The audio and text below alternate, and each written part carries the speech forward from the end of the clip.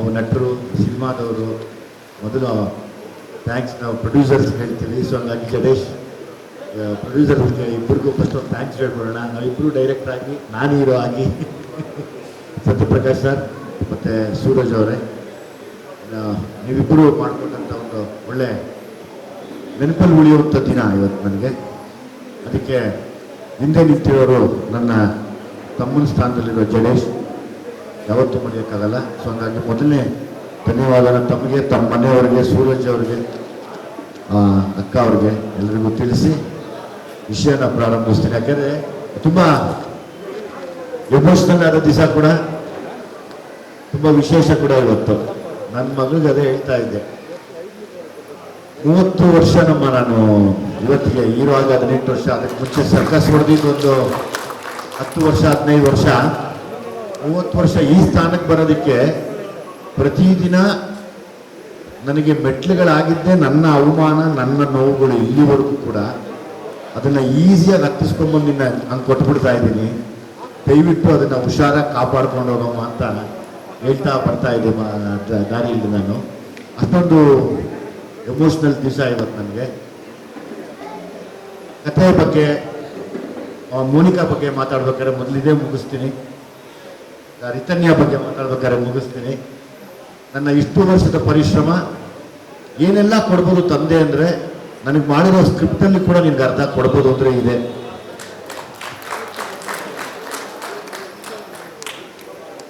ನಾನೇ ಇರುವಾಗ ಕೂಡ ನಿಂತ್ಕೊಂಡು ಮಾಡ್ಕೊಂಡ್ಬಿಡ್ಬೋದಾಗಿ, ಜಡೇಶ್ ನನಗೆ ನಾನೇ ಬೇಕು ಅಂತ.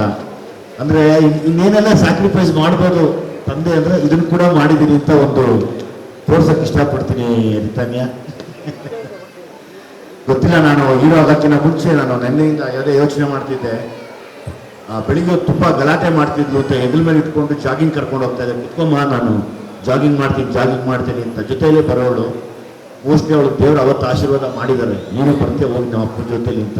ಸೊ ನನ್ನ ಜೊತೆ ನೀನು ಜಾಗ್ ಮಾಡಿರೋಳು ಲೈಫೆಲ್ಲ ಜಾಗ್ ಮಾಡ್ಕೊಂಡು ಮುಂದಕ್ಕೆ ಹೋಗಮ್ಮ, ದೇವ್ರು ನಿನ್ಗೆ ಒಳ್ಳೇದು ಮಾಡಲಿ.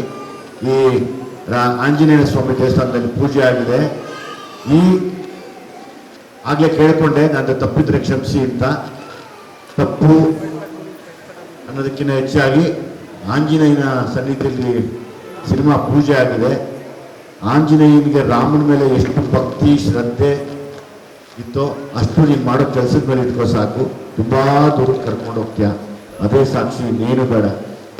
ಅಯ್ಯಪ್ಪ ಎಷ್ಟು ರಾಮನ ಇಷ್ಟಪಡ್ತಿದ್ನೋ, ಎಷ್ಟು ಶ್ರದ್ಧೆಯಿಂದ ಇದ್ನೋ, ಎಷ್ಟು ಅದಕ್ಕೆ ಇಲ್ಲಿವರೆಗೂ ಮಾತಾಡ್ತೀವಿ ಅವ್ರ ಬಗ್ಗೆ.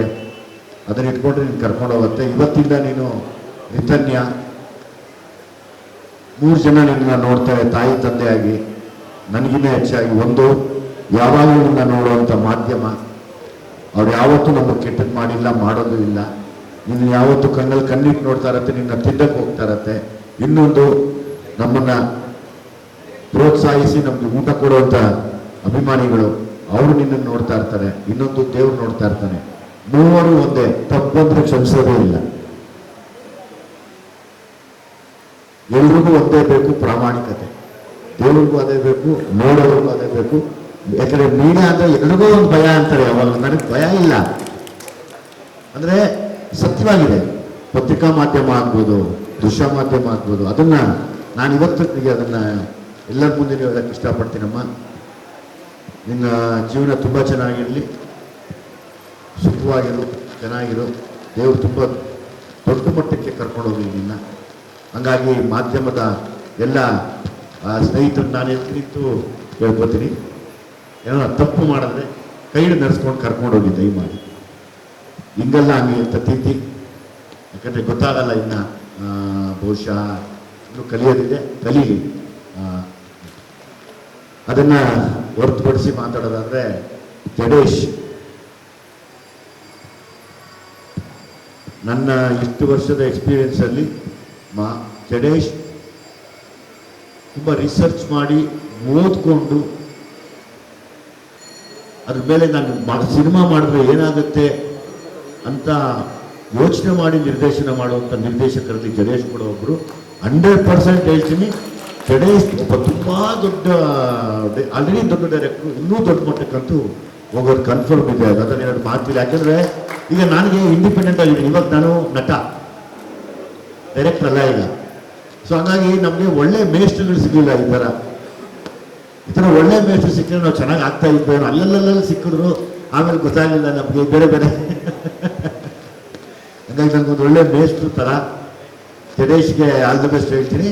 ಅಟ್ ದ ಸೇಮ್ ಟೈಮ್ ನಾನು ಯಾವಾಗಲೂ ಖುಷಿ ಪಡುವಂಥದ್ದು ಇಬ್ಬರನ್ನ ನೋಡಿದಂಥ ಇಬ್ಬರು ತಂದೆ ಮಕ್ಕಳನ್ನ ಒಂದು ಅದು ಹೆಂಗೆ ಹೇಳೋಕ್ಕಾಗತ್ತೆ. ಅದು ನಾನು ನನ್ನ ಮಗನಿಗೆ ಹೇಳಿದೆ, ನಾನು ಪ್ರೊಡ್ಯೂಸರ್ಸ್ನ ನೋಡಿದೆ, ಅವ್ರು ತುಂಬ ಚೆನ್ನಾಗಿದ್ದಾರಪ್ಪ, ಅವ್ರು ಅನ್ಯೋನ್ಯವಾಗಿ ಆ ಥರ ನಾನು ಆಗ್ಬೇಕು ಕಣೋ ಅಂತ ಕೇಳಿದೆ. ಹೆಂಗಿರ್ತಾರೆ ಅಂತ ನೀವು ಬಂದು ನೋಡು ಅವ್ರನ್ನ. ಅಂದರೆ ತಂದೆ ಮಕ್ಕಳನ್ನಕ್ಕಿಂತ ಹೆಚ್ಚಾಗಿ ಒಂದು ಸ್ನೇಹಿತರು ಮತ್ತು ಒಬ್ರಿಗೊಬ್ರು ಗೌರವ ಕೊಡೋದು, ಒಬ್ರು ತಪ್ಪಾದರೆ ಒಬ್ರು ನಿಂತ್ಕೊಂಡು ಇದು ಹಿಂಗೆ ಮಾಡೋಣ ಅನ್ನೋದೇ ಒಂದು ದೊಡ್ಡ ವಿಷಯ. ನನಗೆ ಅದ್ರ ಬಗ್ಗೆ ಭಾರಿ ನಿಮ್ಮ ಬಗ್ಗೆ ರೆಸ್ಪೆಕ್ಟ್ ಇದೆ ಸೂರಜ್ ಸರ್ ಮತ್ತು Satyaprakash sir. As it is ಸ್ವಾಮಿ, ನಾನು ಮೊದಲನೇ ಸರಿ ಕೆಲಸ ಮಾಡ್ತಾ ಇದ್ದೀವಿ. ನರಸಿಂಹಣ್ಣ ನಾವು ಕೂಡ ಒಟ್ಟಿಗೆ ಇದ್ದೀವಿ. ನಾನು ಮಾಸ್ತಿ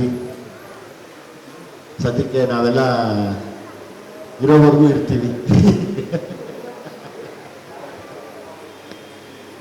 ಅದು ಹೊರತುಪಡಿಸಿ ನಮ್ಮ ತುಂಬ ಒಳ್ಳೆಯ ನಟ. ನಾನು ನೋಡಿದೆ, ನನಗೆ ಆ ಪಾತ್ರಕ್ಕೆ ತುಂಬ ಇದು ನಡೀತು, ಸ್ಪರ್ಧೆ ನಡೀತು ಆ ಪಾತ್ರಕ್ಕೆ. ಪಾಪ ಅದು ತಪ್ಪಿರಲಿಲ್ಲ. ಬಟ್ ನಾನು ಹೇಳಿದೆ ಆ ಪಾತ್ರಕ್ಕೆ ಆತನೇ ಸೂಟ್ ಆಗೋದು ಅಂತ ರಿಕ್ವೆಸ್ಟ್ ಮಾಡಿಕೊಂಡು ಒಬ್ಬರು ಹಿರಿಯರಿಗೆ ಅವರೇ ಮಾಡಲಿ ಅಂತ ಹೇಳಿದೆ. ಅದನ್ನು ಕತೆ ತುಂಬ ಅದ್ಭುತವಾಗಿದೆ, ತುಂಬ ಅದ್ಭುತವಾಗಿದೆ. ಏನೋ ಇದ್ರೆ ಕೇಳಬೇಕು ದಯವಿಟ್ಟು. ವಿಜಯವರೇ, ಇಂಡಸ್ಟ್ರಿಗೆ ಯಾವುದೇ ಸಪೋರ್ಟ್ ಇಲ್ಲದೆ ಬಂದವರು ನೀವು ಇವತ್ತು ಮಗಳಿಗೆ ಬೆನ್ನೆಲುಬಾಗಿ ನಿಂತಿದ್ದೀರಾ. ಎಷ್ಟು ಕಾನ್ಫಿಡೆನ್ಸ್ ಇದೆ ಅವ್ರ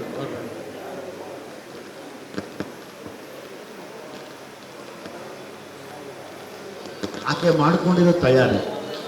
ಅಂದರೆ ಇಲ್ಲಿವರೆಗೂ ಏನೇನೋ ಅನುಪೇಮ್ ಕೇರ್ ಸ್ಕೂಲಲ್ಲಿ ಮತ್ತು ನೀನಾಸಮ್ಮ ಇದರಲ್ಲಿ ಕಲ್ತಿರುವಂಥದ್ದು ನನಗೆ ಒಂದು ನಂಬಿಕೆ ಇದೆ.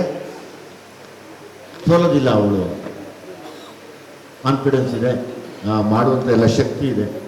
ಅದಕ್ಕೆ ನಾನು ಅದನ್ನು ನಿಮ್ಮ ಮುಂದೆ ಕೇಳ್ಕೊಂಡಿದ್ದು, ಉಳಿಸ್ಕೊಂಡು ಹೋಗಮ್ಮ ಇದನ್ನು ಅಂತ ಆ ನಂಬಿಕೆ. ಅದಕ್ಕೆ ನಾನು ಯಾವಾಗಲೂ ಇಲ್ಲಿವರೆಗೂ ಏನು ಅನುಪಮ್ ಕೇರ್ ಸ್ಕೂಲಲ್ಲಿ ಕಲ್ತಿರೋದು ಅಥವಾ ನಮ್ಮ ಬೇರೆ ನೀನಾಸಮ್ ಸ್ಕೂಲಲ್ಲಿ ಕಲ್ತಿರೋದು ಅದನ್ನ ಹೊರತುಪಡಿಸಿ ಆ್ಯಕ್ಟಿಂಗ್ನ ಕಲಿತಾ ಇರಬೇಕು. ಹೇಳ್ಕೊಡೋ ಮಾತು, ಕಟ್ಕೊಡೋ ಬುದ್ಧಿ ಕೊನೆವರೆಗೂ ಬರಲ್ಲ. ದಿನ ಹೊಸ ಕಲಿತಾ ಇರಬೇಕು. ಸೊ ಹಂಗಾಗಿ ಹೊಸದು ಕಲಿತಾ ಇರಬೇಕು. ನನಗೆ ಆ್ಯಕ್ಚುಲಿ 2 ಹೆಣ್ಮಕ್ಳು ಬರೋದು ಇಂಟ್ರೆಸ್ಟ್ ಇರಲಿಲ್ಲ. ಅವ್ರ ಆಸೆ, ಅಪ್ಪ ನಾನು ಮಾಡ್ತೀನಿ, ನಾನು ಏನೋ ಸರಿ ಅದನ್ನು ನಾವು ಬ್ಲಾಕ್ ಮಾಡಿದ್ರೆ ಅವ್ರು ಮೆಂಟಲಿ ಅದೇ ತಗೋತಾರೆ ಸೀರಿಯಸ್ ಆಗಿ. ನಮ್ಮಪ್ಪ ಏನೋ ನಮ್ಮ ಸಾಧನೆನ ಕಟ್ ಮಾಡ್ತಾ ಇದ್ದಾರೆ ಅನ್ನೋ ಥರ. ಆಯ್ತಮ್ಮ, ಒಂದು ತಪ್ಪೇನಿಲ್ಲ, ಮಾಡು, ಒಳ್ಳೆ ಕ್ಷೇತ್ರನೇ. ಇಲ್ಲಿ ಒಂದೇ ಬೇಕಾಗಿರೋದು ಡಿಸಿಪ್ಲಿನ್.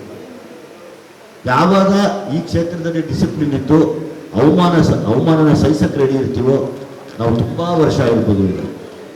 ಇಲ್ಲಾಂದರೆ ಕಷ್ಟ ಆಗುತ್ತೆ. ಯಾಕಂದರೆ ಸಿನಿಮಾ ಅನ್ನೋದೇ, ಸಿನಿಮಾ ನಟರು ಅನ್ನೋದೇ, ಸಿನಿಮಾದವರು ಅನ್ನೋದೇ ಆರೋಪಗಳ ಸುರಿಮಳೆ. ಯಾವಾಗಲೂ ಅದು ನಡೆದಿದೆಯೋ ಇಲ್ವೋ ನಾವು ಆರಾಮಾಗಿರ್ಬೇಕು. ಅದೇ ದೊಡ್ಡ ಶಕ್ತಿ ಬೇಕಾಗಿರೋದೆಲ್ಲ ನಟ ನಟಿಯರಿಗಿಲ್ಲ ಯಾವತ್ತು. ಯಾಕಂದರೆ ನಂತರ ಎಷ್ಟೋ ಜನ ಎಲ್ಲ ಸುಮಾರು ಜನಕ್ಕೆ ಇದು ಕರೆಕ್ಟ್ ಆಗುತ್ತೆ ಮಾತು. ನಾನು ಸದ್ಯಕ್ಕೆ ಈಗ ಜಡೇಶ್ಗೆ ಸರೆಂಡರ್ ಆಗಿದ್ದೀನಿ.